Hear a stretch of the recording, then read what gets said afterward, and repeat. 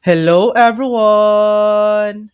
In this video, I'll show you how to add a discount code on Deliveroo. First, open the Deliveroo app and add the items you want to your cart. Proceed to checkout and look for the Add a Promo Code box usually located above the payment section.